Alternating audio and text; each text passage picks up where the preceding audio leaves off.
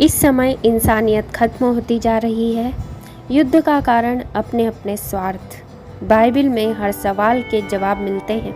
आज प्यार विश्वास की ज़रूरत, ये बातें SBI की पूर्व महाप्रबंधक सुप्रसिद्ध समाजसेविका एनी पवार ने एक खास मुलाकात में कही। वर्ल्ड मीडिया वर्ल्ड किंग यीशु टीवी के प्रधान संपादक राजकुमार हंस को दी गई मुलाकात का ब्यौरा इस प्रकार है। वर्ल्ड किंग यीशु टीवी और वर्ल्ड एक्सप्रेस चैनल के समस्त दर्शकों का हम हार्दिक अभिनंदन करते हैं। आज हम लेने जा रहे हैं एक साक्षात्कार। एनी पवार जी जाना पहचाना नाम है मध्य प्रदेश के लिए और हमारे भारत राष्ट्र के लिए। आपको कई अवार्ड प्राप्त हो चुके हैं। लेखन, पठन और पर्यटन ये आपकी दिलचस्पी के विषय हैं। ये मुलाकात आपको बहुत अच्छी लगी। पहला सवाल हम आपसे ये कर रहे थे कि हमारे दर्शकों को आपके परिवार की पृष्ठभूमि के बारे में क्या बताना चाहेंगी कि आपका जन्म कहाँ हुआ, माता पिता का क्या शुभ नाम रहा और आपने कहाँ तक पढ़ाई करी? मेरा जन्म दाहोद गुजरात में हुआ है और मेरे माता पिता केरला से थे और रेलवेज में काम करने के लिए वहाँ से फिर दाहोद में आई। मेरी माँ नर्स थी और मेरे पिताजी रेलवे, वहाँ पे जो रेलवे लोकोमोटिव से वहाँ काम करते थे। और मैं एक बहुत ही बढ़िया स्कूल थी वहाँ पर, अभी भी है, सेंट स्टीवंस हाई स्कूल, तो वहाँ पे मैंने पढ़ाई करी 11th तक। ये आप बिशप चाको को जानते, वो वहाँ थे बहुत समय तक वहाँ पर भी दाहोद में। तो उसके बाद मैंने MS यूनिवर्सिटी बड़ौदा से MA इन इंग्लिश लिटरेचर किया। हम 4 भाई बहन हैं। मेरे से बड़ी एक बहन है मार्गरेट, जिसकी 2008 में डेथ हो गई। मेरे से छोटी एक है जीन करके वो, और एक सबसे छोटा एक भाई है, छोटा क्या वो भी अभी 70 साल का हो जाएगा। वो डॉक्टर है और चौथराम में बहुत अच्छा रेप्यूटेड डायबिटिशियन है। माता जी पिताजी का शुभ नाम? मेरी माँ सूजी, सोसम्मा वैसे, लेकिन हम सूजी बोलते हैं। और पिताजी सैमुअल शर्मा और सोसम्मा शर्मा, सूजी शर्मा। आपने बाइबिल का अध्ययन किया होगा और करना भी चाहिए, तो बाइबिल की पृष्ठभूमि भाव भूमिका के बारे में आप संक्षेप में क्या बताना चाहेंगे? प्रभु यीशु से हम लोग क्या सीख सकते हैं और क्या सीखना चाहिए? देखिए, मैं तो एक क्रिश्चियन फैमिली में बड़ी हुई हूँ, practising Christian family. Mummy papa दोनों डिवोट क्रिश्चियंस थे और हम शुरू से संडे स्कूल में, जब हम छोटे थे संडे स्कूल में ही हमारी बिब्लिकल स्टडीज शुरू हुई और चर्च की हर गतिविधि में भाग लेते थे। बाइबल के बारे में तो हमारे लिए तो रोज़ की बात है, रोज़ बाइबल पढ़ते हैं, रोज़ प्रार्थना करते हैं, हर संडे चर्च जाते हैं, प्रार्थना सभाएँ होती हैं, उससे भाग लेते हैं। लेकिन पढ़ना और उस पर अमल करना ये बहुत ज़रूरी है। और चाहे जीवन में कोई भी मुसीबत आए, कोई भी संकट आए, मैंने अपना पर्सनल एक्सपीरियंस है और मेरी फैमिली का एक्सपीरियंस है कि बाइबल में हर सवाल का जवाब मिलता है। कोई भी दुख हो, कुछ हो, उसका समाधान बाइबल में हमें मिल सकता है। प्रार्थनाओं में बहुत शक्ति होती है। प्रार्थना के द्वारा ही हम एक दिन से दूसरे दिन आगे बढ़ते हैं। सब प्रभु की अनुग्रह, जिसे हम इंग्लिश में कहते हैं ग्रेस, कुछ भी अच्छा होता है, it is all the grace of God. ये मैं मानती हूँ। सीखने की बात है तो 2 कमांडमेंट्स जो सबसे ज़्यादा हमारे अंदर लिखा हुआ है वो है, एक तो अपने परमेश्वर से प्रेम करना और एक अपने पड़ोसी से प्रेम करना। Love your God with all your heart and all your soul and love your neighbour. अब पड़ोसी कौन? जो भी आपके आसपास है, सब आपके पड़ोसी हैं। सबसे प्रेम करो, ये सबसे बड़ी बात है। अगर इस 2 बातों के संग अगर हम जीवन में आगे बढ़ते हैं तो मुझे लगता है कि हम सही रास्ते पे हमेशा चल पाएंगे। बहुत अच्छी विचारधारा आपकी और अच्छा आपका संदेश है। आपको मालूम होगा यानी जी कि सारी दुनिया में एक नफरत का माहौल है और युद्ध जारी है। कई राष्ट्र एक दूसरे को मिटाने पर आमादा हैं। रूस यूक्रेन का युद्ध अभी तक थमा नहीं। युद्ध के खिलाफ शांति के लिए आपका क्या संदेश रहेगा? ये तो बात है कि हमारे देश जो हमेशा से शांति का प्रतीक रहा है, जिसकी संस्कृति, जिसके हर बात में हम हमेशा शांति की ही बात करते हैं, वहीं पे अपनी वायलेंस की बात शुरू हो गई है। तो फिर हम दूसरों को अभी क्या बोल सकते हैं, किस हिस्से कर सकते हैं? नॉन वायलेंस के सिवा और कोई चारा है नहीं। और नॉन वायलेंस तभी मुमकिन है जब आप अपने अंदर प्रेम हो। मैं सोचती हूँ कि इंसानियत ख़त्म होते जा रही है। लोग ज़्यादा से ज़्यादा ये जाति पाति धर्म इसके हिसाब से एक दूसरे को डिवाइड करने की कोशिश करते हैं। और ये कोई ज़रूरी नहीं है। ईसाई से लड़ता है और हिंदू से लड़ता है, मुस्लिम से लड़ता है। और फिर अगर उनको और धर्म के नाम से तो फिर हिंदू मुस्लिम को तो आप सोच ही नहीं सकते, फिर मुस्लिम क्रिश्चियंस का नहीं सोच सकते। तो ये इसका तो कोई अंत नहीं है। जब तक कि हम एक दूसरे को मानव इंसानियत के नाते प्रेम नहीं करेंगे, तब तक आई थिंक हम लोग बिल्कुल विनाश की ओर जा रहे हैं। तो रूस और यूक्रेन का जो युद्ध है, उसमें जो स्वार्थ है सबका, जो आर्म्स डीलर है उनका स्वार्थ है, सबको अपना अपना स्वार्थ है इसमें।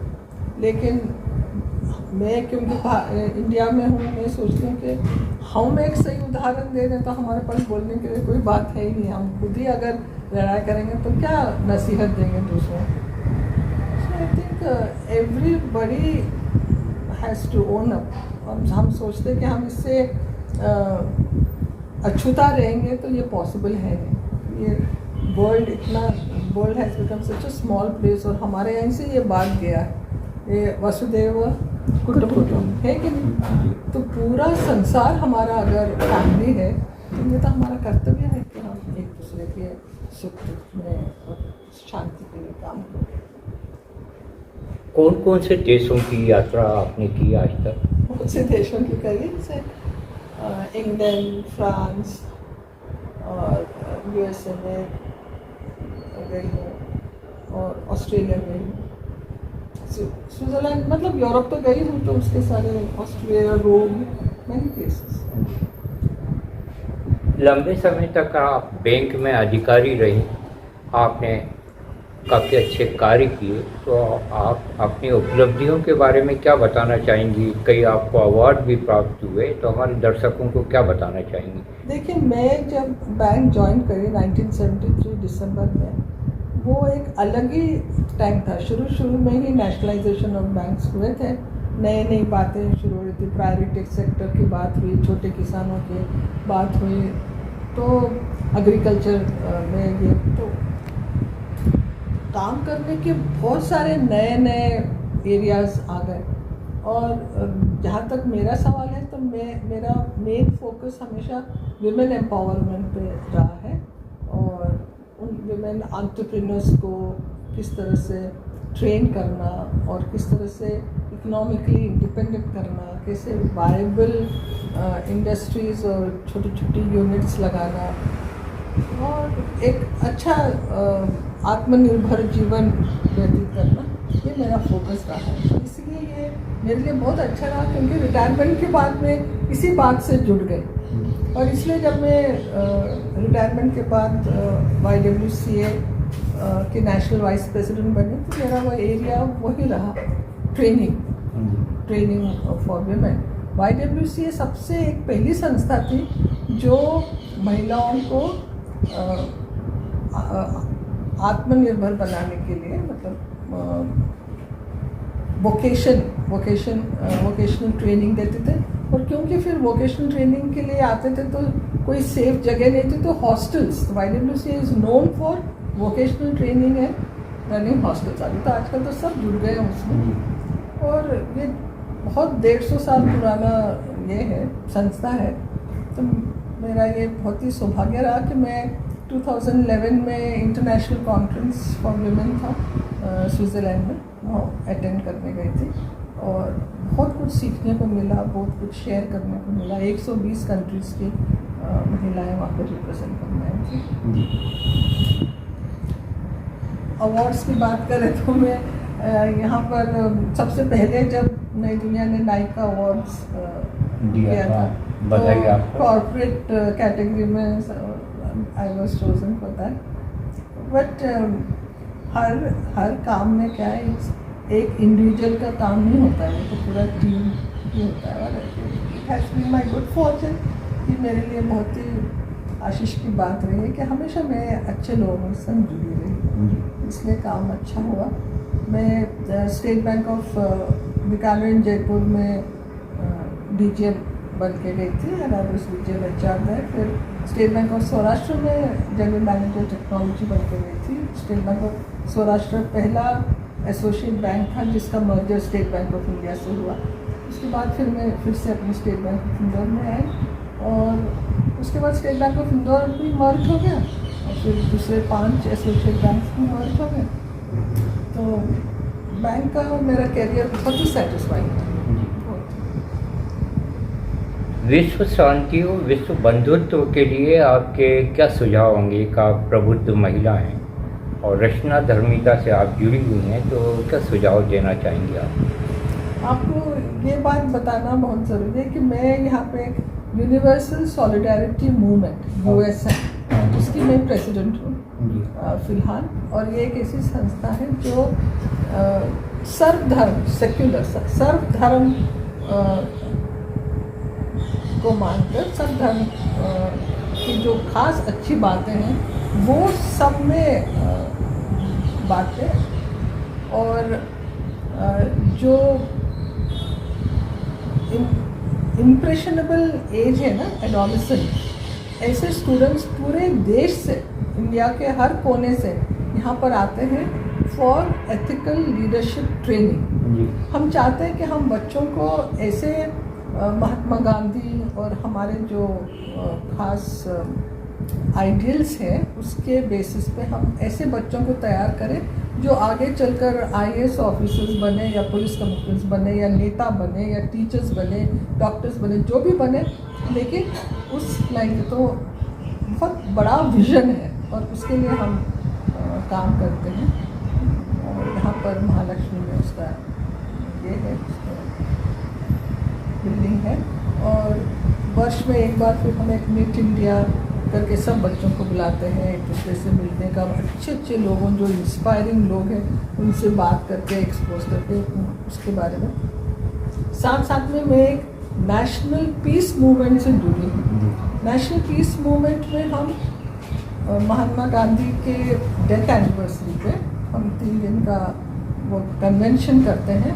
हमने इंदौर में पहले किया था, नागालैंड में किया, फिर गुड़गांव में किया, केरल में किया, बेंगलोर में किए, और फिर गांधी जी के अपने इसमें भी पोरबंदर में भी एक नेशनल कन्वेंशन किया था हमने, पीस कन्वेंशन।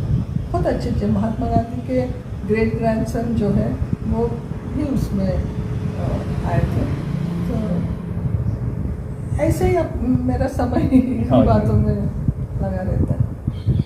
जो संस्था का आपने बताया USM, फादर वर्गीस जी, फादर वर्गीस जी का बहुत शानदार अच्छा कार्य रहा। हम उनका स्मरण करते हैं। इस दुनिया में वो नहीं है, लेकिन अपना एक कार्यों के माध्यम से उन्होंने काफ़ी मेहनत करके सर्वधर्म एकता और विश्व बंधुत्व के लिए बहुत बढ़िया कार्य किया, जो सराहनीय है, वंदनीय है और प्रेरणीय है।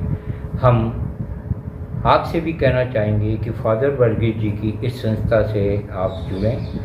हम एनी परमार जी से आज के साक्षात्कार का अंतिम सवाल करना चाह रहे हैं, और वो सवाल इस प्रकार है कि आप भारत की जनता को, जिस समय भारत में अस्थिरता का माहौल हो, क्या संदेश देना चाहेंगे? सबसे पहले तो ये कि हम सबको अपने देश पे गर्व होना चाहिए कि हज़ारों साल की हमारी संस्कृति है, हज़ारों साल पुराना हमारा देश है, और कई घटनाओं से गुजरकर हम आज एक वर्ल्ड के सबसे बड़े डेमोक्रेटिक कंट्री है। और हमारा जो डेमोक्रेटिक कंट्री, हमारा जो कॉन्स्टिट्यूशन है जिसके लिए कितनों ने बलिदान दिए, उसके आधार पे हम सबका जो कर्तव्य है उसका हम तहे दिल से पालन करें और बिल्कुल जाति पाति धर्म भाषा इन सब से परे हम भारतीय हैं, ये बात हर एक को मानना विश्वास करना चाहिए। खास बात यह है कि हम अपने बारे में नहीं, हर एक को यहाँ पे अपने देश में एक डिग्निफाइड लाइफ, एक लाइफ विद सेल्फ रिस्पेक्ट, ये रहने का अधिकार है। और ये तभी मुमकिन है जब हम सब एक होकर एक दूसरे का सम्मान करें, एक दूसरे के लिए काम करें और शांति से रहें। ये जो हम जो नफ़रत फैलाते हैं ना, एक जिसको हम बायस करते हैं, प्रेजुडिस, कुछ भी हो जाता है तो हमारे मन में एक बात होती है, नहीं ये इस तरह के लोग हैं, ये इस तरह के, वो अगर मिट जाए और हम इंसानियत के तौर पे एक दूसरे को अपनाएं, जो जैसे हैं वो खुद भी खुश रहें और दूसरों को भी खुश रखें, खुद भी इज्जत से रहें, दूसरे को भी इज्जत से रहने दें, प्यार करें हर एक से। और I think that is what I want in this country. एनी परमार जी से ली गई ये खास मुलाकात आपको काफ़ी अच्छी लगेगी, आपको आंदोलित करेगी, कुछ करने के लिए प्रेरित करेगी। बताइए ये साक्षात्कार आपको कैसा लगा? आपकी प्रतिक्रियाओं का स्वागत है। जय विश्व, जय भारत, नमस्कार।